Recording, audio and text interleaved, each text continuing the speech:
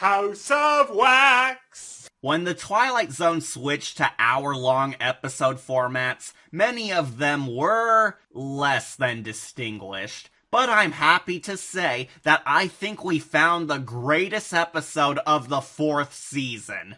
Possibly another one of the grandest of the whole series. The new exhibit is a strong return to horror for the show, but it manages to be one of the best psychological slasher stories I've ever seen. It's got a creepy atmosphere, disturbing effects, a complex protagonist, violent dread, and a mother of all plot twists that caught me off guard so supremely. Much like Judgment Night and Long Live Walter Jameson, I think this might be an underrated legend. In this episode, we follow an eccentric wax museum curator named Martin Sinescu, suddenly losing his job at working in the House of Wax! when his boss sells the attraction for a load of retirement money. However, Martin has a bizarre fascination with the lifelike, accurate replicas of the world's most disturbed serial killers,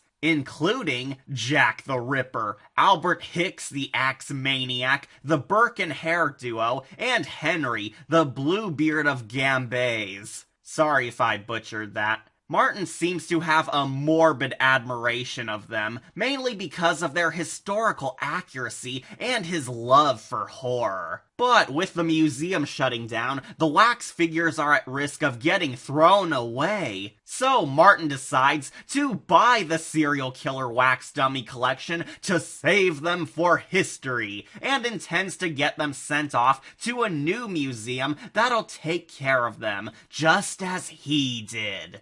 I want to buy them. That's ridiculous.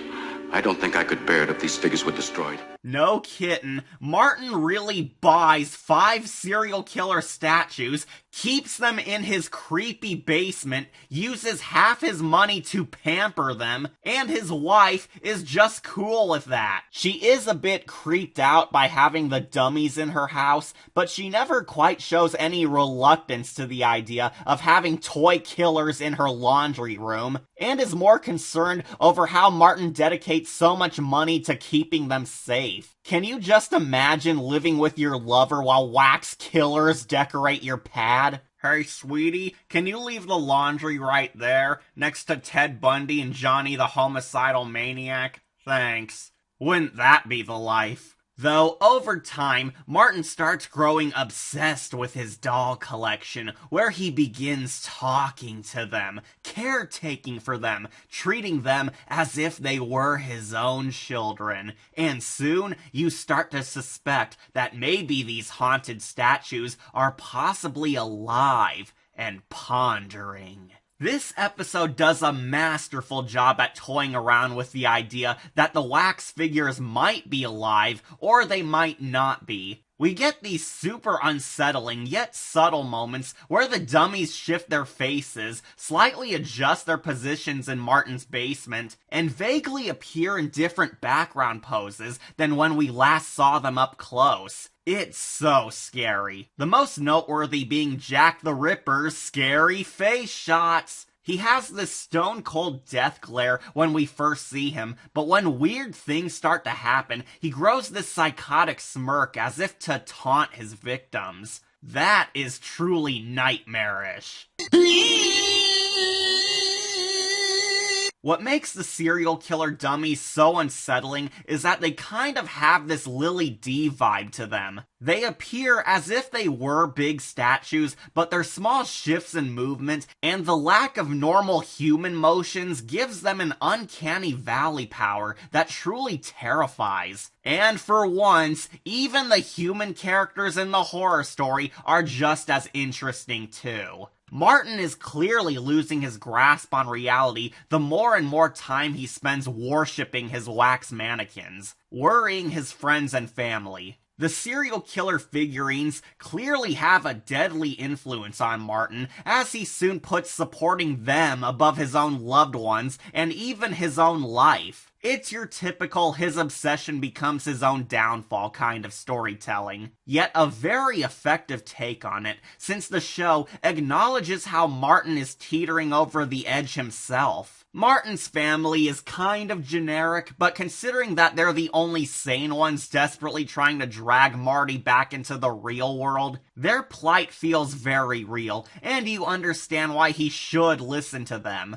Though the mannequins are the true characters who just dominate this episode. Their presence is always felt, and you know why they should be removed from the house before it's too late. Speaking of which, when the episode isn't focusing on Martin's fanboy praise of the wax dolls, the killer collectibles start to slowly murder all of Martin's family over time, for attempting to get rid of them.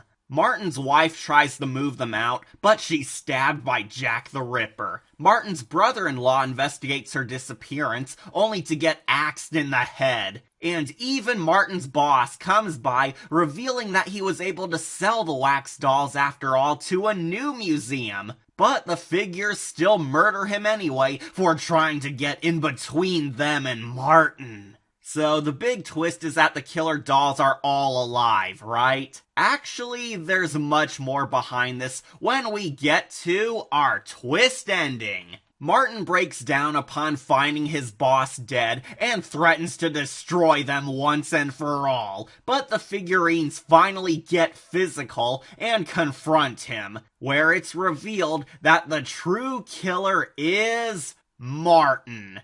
The wax dummies were never alive. This whole time, while we saw them moving and killing the other characters, was all in Martin's head. Which one of you is first? No. It was not I who garroted your friend Martin Sinescu. It was you. No, Martin Sinescu, it was you. You murdered your wife. You killed her. It was you who used my axe to kill your wife's brother. No. Not so, Martin. No, you're the murderers. No!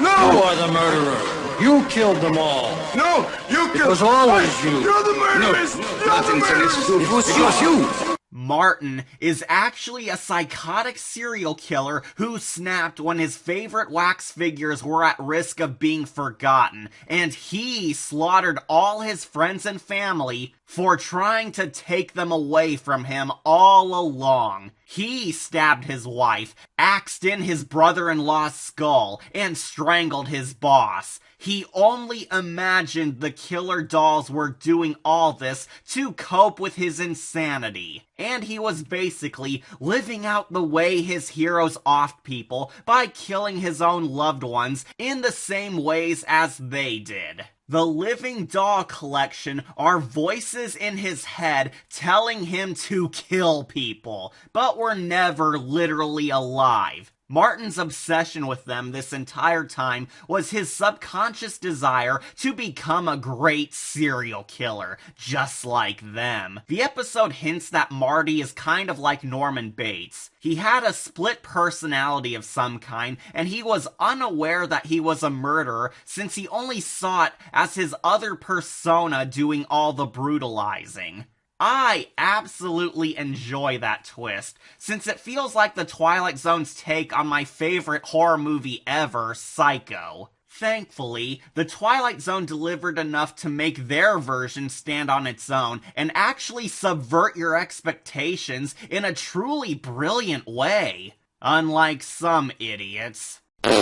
As the dummies tell Martin it was all him doing evil, Marty learns too late that all he wanted to do was to preserve his historical heroes, but ultimately he ended up becoming them. From nobody to nightmare. The most unnerving scene is where the dolls come to life and literally gang up on Martin, where the episode strongly hints that Martin may have killed himself upon realizing that he was the real monster. The serial killer's assaulting him here reflects Martin's atrocious nature at last overwhelming him.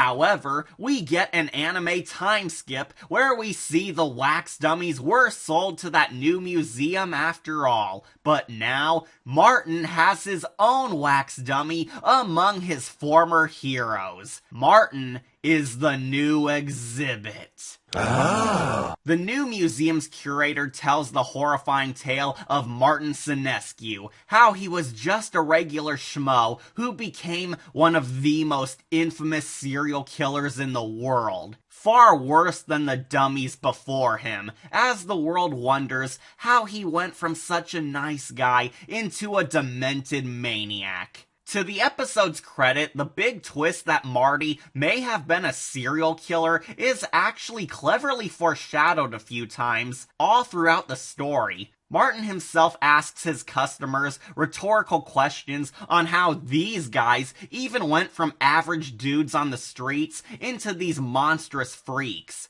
He holds more concern over losing his dummies rather than his family's welfare. He creepily gets over his wife's death rather instantly. He buries a few bodies in his basement, honestly like he did something like this before. The other characters claim he's been spending all his time in the basement, talking to his wax figures like buddies of his. Only he seems to believe that the wax models are living people at night. Martin has a disturbingly encyclopedic knowledge of the killers and their methods, and you notice how Martin is never in the same room as the killers and their victims, suggesting that he only viewed it as them being the evil ones, while he was an unwitting victim himself. It's a rather scary dive into the mind of an unhinged serial killer, and how their loss of reality blinds them to the real issues they have deep down. How a serial killer is made out of anyone,